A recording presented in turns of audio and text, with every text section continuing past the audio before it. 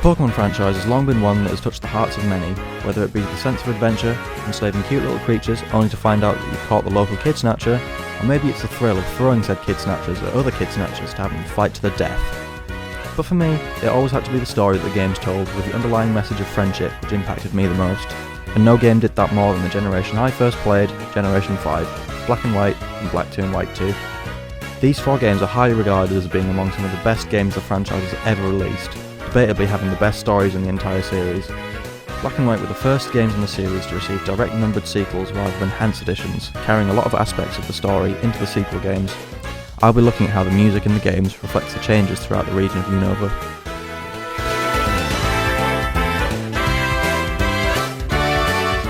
In Black and White, Sharon is one of your 2 rivals, whose motives for his Pokémon adventure are to get stronger, and that's about it.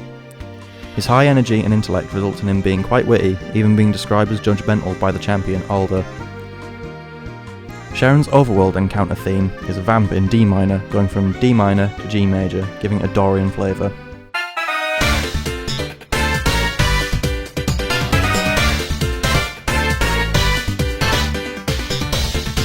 Normally in D minor, we'd have a G minor chord due to the flat 6, B flat, but the raised 6th degree in the D minor scale, B natural, gives his theme a youthful, bouncy feeling. Here's what it would sound like if the theme used diatonic minor chords.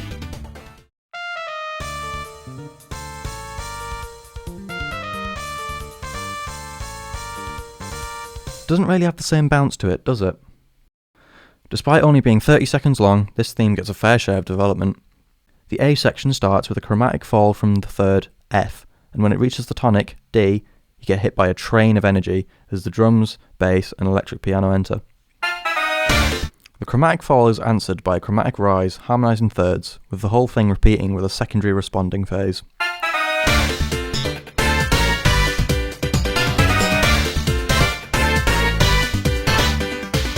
The B section simmers away as the drums reduce to just hi-hats and kick, the bass plays a 16th note line, and interconnecting chord stabs are shared between the guitar and the piano.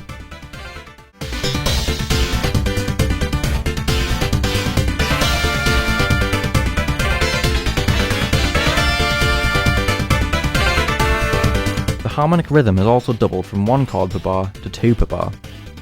In the middle of this section, the guitars play this really fast blues lick with a crunchy harmony in the middle. The B section builds and builds as the bass adds more slap, the guitars play more muted notes with syncopated stabs, building to a climax where it all starts again.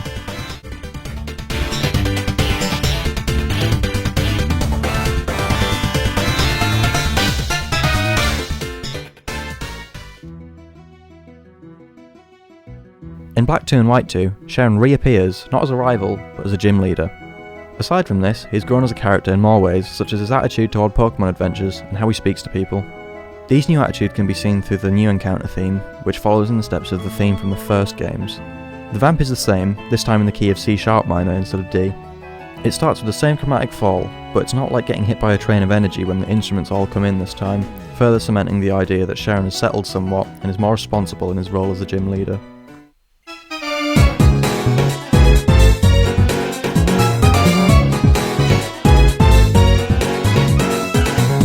There's some call and response between the strings and the sax, with the sax responding with variations of the main melody until the simmering B section, which has added some jazzier lines in the sax and the piano this time. The strings, drums and bass more or less replicate the theme from the first games, but the sax and the piano get the glow up of a lifetime. The sax plays a bunch of 16th note syncopated lines, taking a lot from the C# and F# blues scales, dispersing some C# minor and F# arpeggios throughout.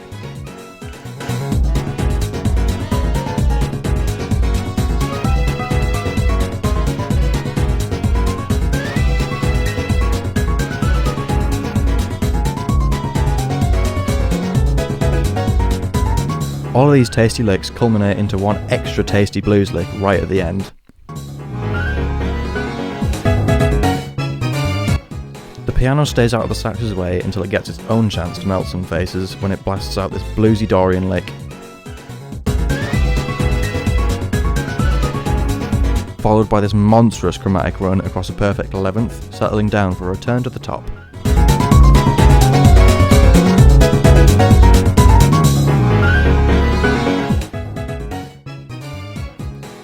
This extra sophistication on top of the original theme shows Sharon's development as a character. Not to say that sophistication's better, more to say that the simplicity of the first theme represents his one-track mind for power, and the more complex sequel theme represents the culmination of ideas others have given him, and a deeper goal of helping others to be the best they can be.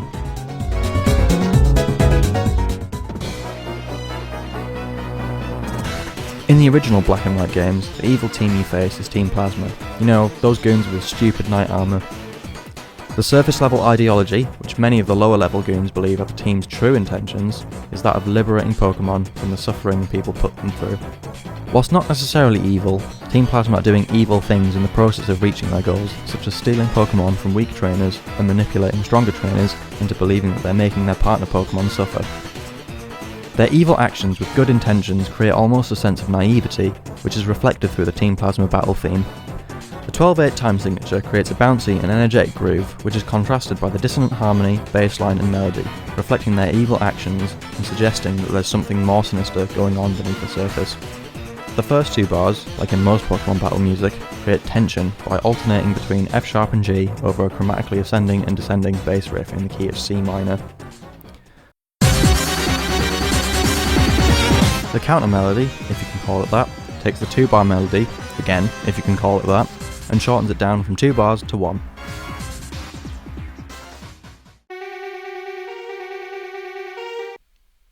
The bass plays around with a lot of C's, D flats, D's and E flats, and the drums accent beat 2 rather than beat 1. All this rhythmic and harmonic dissonance simultaneously creates tension, setting the mood for the battle and creating a lasting impression of unease around Team Plasma. In the A section, the bass line plays in C minor, but ends right on a B natural, creating further tension by not resolving the line, and instead starting again. This bass line moves up to D with the rest of the harmony, but keeps the E flats rather than E natural. This ends up with the bass playing 3 chromatic notes, the root, major 7, and flat 2, even if the major 7 is an octave above. In the B section, all the instruments drop out other than the strings, synth and drums, introducing timpani to fill out the low end.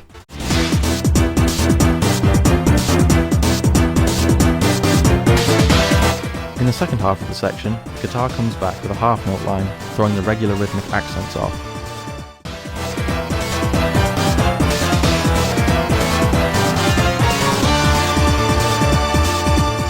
This motif is brought back later, speeding up to quarter notes.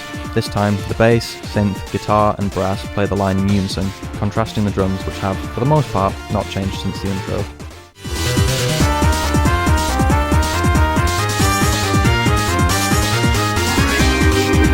For the final section, we're back in C, but instead of natural minor, we're in Phrygian, which includes our D flat chord. The bass outlines C sus4, D flat sus4, and later B flat sus4 chords.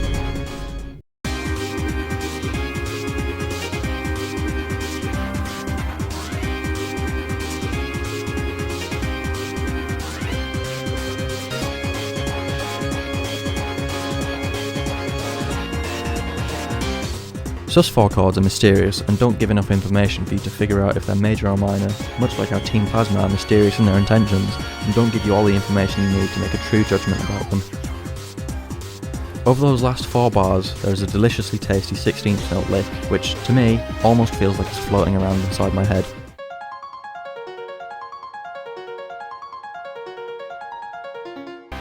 Very cool. This outlines a D flat major 7 arpeggio and a B flat minor 7 arpeggio. After a few more C sus chords, we're back to the A section. This track perfectly fits Team Plasma from the first 2 games, seemingly simple and righteous on the surface, but once you do a bit of digging, you'll discover they've got some sinister secrets.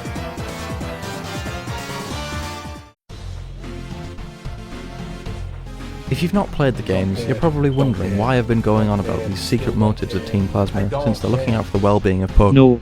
That's all a front, a sham, a trick, a outwit. Basically, you've been had, since the motives of the blokes up top are that of taking over the world, typical greenhead white person activities. After being thoroughly beaten in the first games, Team Plasma is reformed into Neo Team Plasma, who no longer tried to hide their true intentions. They steal Pokémon with no pretense of rescuing them, instead just using them for their own benefit. At least they drop their knight armour for their new drip. They actually look kinda good. Oh, never mind. This version of the track is now in 4/4, losing its goofiness, replaced by an intense pumping drive, reflecting the no-nonsense, straight-to-the-point approach of Neo Team Plasma.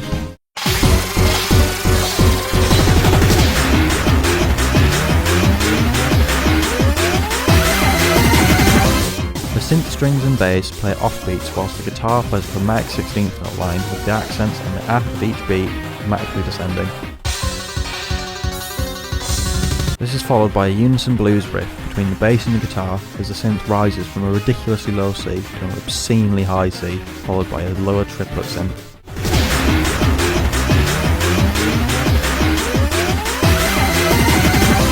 The A section has a guitar melody, which is almost exactly the same as the melody from the original Team Plasma track, except it now fits in a straight 8th note grid.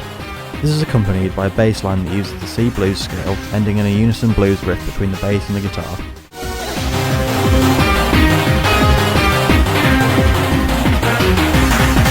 The bass now changes to a blistering 16th note line, highlighting the C minor tonality, whilst accentuating the flat 2 and the major 7, ending with a variation on the unison blues riff from earlier.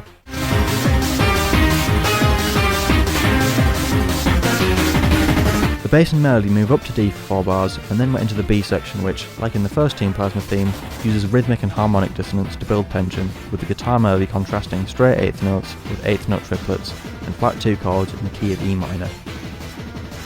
Everything then gets cranked to 11 with straight 16th notes against half note triplets, and flat 2 minor and flat 7 minor chords in the key of E minor, capping out with a return back to D minor in the bass, whilst the brass outlines a G minor arpeggio to a D major arpeggio.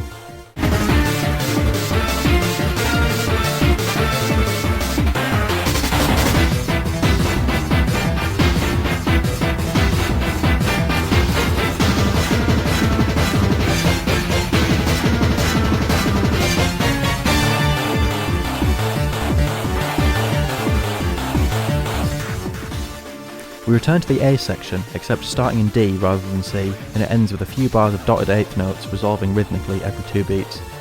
The C section shares the melody with that of the first games, but the bass is no longer playing sus chords, instead continuing the bluesy riffs from earlier.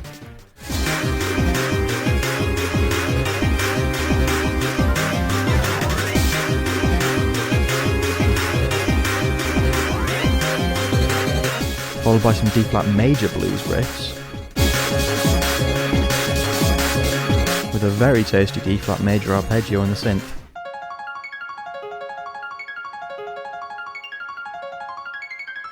The section ends with the same D-flat major 7 arpeggio to B-flat minor 7 from the first games, all over an alternating C and D-flat bass line and F and G-flat bass line respectively, followed by more C blues riffs to bring us back to the top.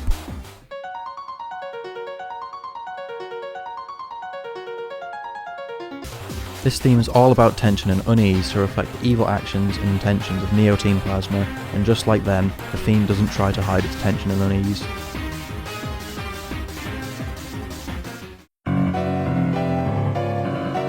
Finally, we get to the champion, Alder, a far cry from previous champions, whether for good or for bad. In Black and White, he journeys through the Unova region, investigating the actions of Team Plasma and helping the player and their rivals to put a stop to Team Plasma's schemes. If you'd like a deeper analysis of Alder's character across the 2 sets of games, I would highly recommend the video by Mr. Buddy, linked down below. Unlike previous champion encounter themes, which are more dramatic, looking at you Cynthia, Alder's is much more relaxed, comprising of flute, strings, acoustic guitar, bass, drums and percussion. Just like Sharon's theme, Alder's theme is in D minor, using a lot of Dorian flair. The track is in 2/4, and the chord progression in the A section is 3 bars of 1 minor, 4 major, 1 minor, flat 6 major, flat 7 major, and a split bar between 5 minor and 1 minor. Yet again, the 4 major chord is used here, but instead of it being a natural part of the music, this feels more like natural minor borrowing the major 4 chord. This might seem like saying the same thing but with more words, but the difference is significant. The direct and almost back-to-back use of 4 major and flat 6 major represents the youthful wonder of exploring with his Pokémon, with the wisdom, experience and seriousness of his older age, as well as more we will discuss later. The guitar arpeggiates each chord with 16th notes, skipping the downbeats until the stabs in the last bar.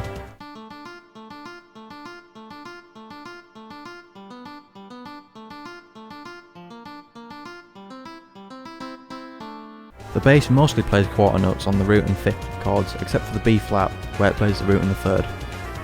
Throughout the entire piece, there is a 2-bar percussion line that goes almost unchanged.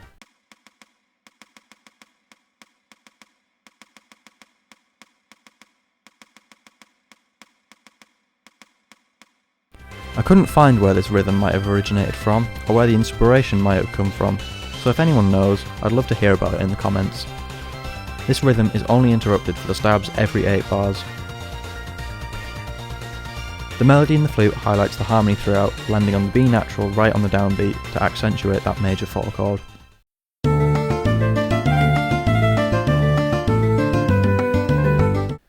The melody repeats, changing slightly to fit the chords.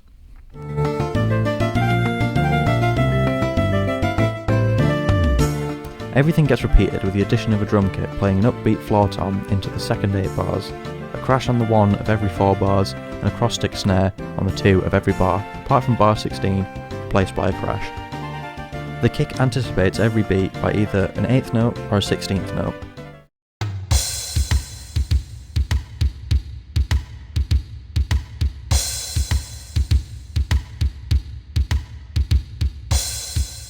An interesting thing to note is that, rather than repeating the whole thing identically, on the repeat, the kick stays and anticipates the beat in the same way, except it skips the 2. This sonic vacuum that we've come to expect from the kick creates tension, representing the mystery of this random fire-headed geezer who, up until later in the game, we don't really know much about. We discover that Alder lost his first partner Pokémon due to an unnamed illness, and ever since then, he hasn't been the same, losing the motivation to battle and wandering Unova, grieving the loss of his friend. This sorrow Alder feels is reflected in the use of the flat 6 major chord, as mentioned earlier.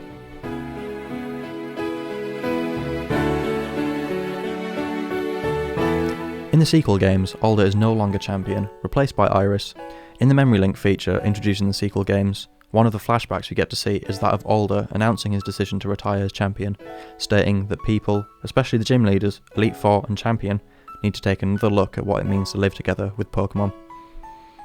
This self-reflection is reflected in his role in the games, an early game mentor teaching children in his hometown of Flockacy Town how to raise their Pokémon. Let's have a look at his new theme.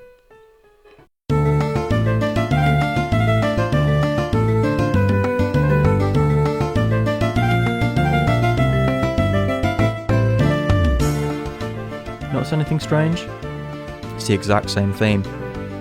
Personally, I feel like this was a bit of a waste, so I decided to fix this problem that nobody else has ever thought of by making my own version of Alder's theme, using a few techniques discussed earlier. Firstly, I decided to drop the tempo slightly, like in Sharon's theme, from 100 BPM to 95 BPM. This was because I felt that the slower tempo felt more relaxed and settled, reflecting how Alder has stepped away from his life of high responsibility as champion, settling back home to teach upcoming trainers how to battle, rather than being the final challenge for professional trainers who've trained their team to their limits. Secondly, I decided to switch out the strings for trumpets and French horn, which I then doubled with an English horn. The tones of these instruments felt warmer, which makes me think of a grandfather who wants to take you out fishing and teach you what he's learnt in his decades of experience. The entire lineup is flute, French horn, English horn, trumpets, acoustic guitar, fretless bass, percussion, and drums. I also doubled the entire track so that it no longer repeated every 24 bars, but instead every 48. This allowed me to play around with the instrumentation a bit more. I changed the arpeggio pattern in the guitar slightly, and I changed the bass line to be busier. I may be slightly biased, but they've mostly stayed the same. The flute is no longer the main instrument for most of the time, only playing the melody in the B section on alternating repeats. In the first half of the second A section, I gave the flute this line.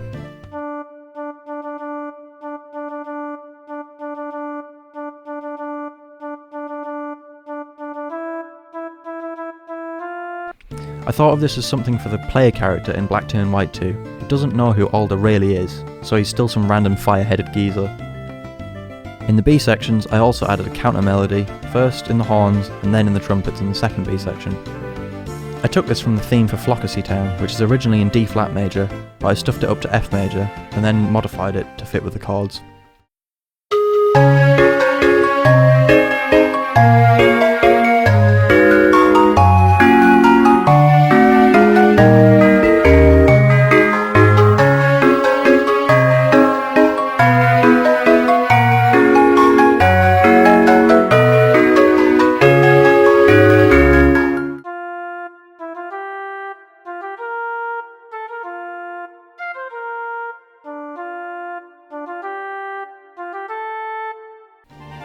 Obviously, I use this to represent how Flockacy Town is Alder's home. I kept the drums the same, however, I brought them in later to let the theme simmer a bit longer before bringing them in.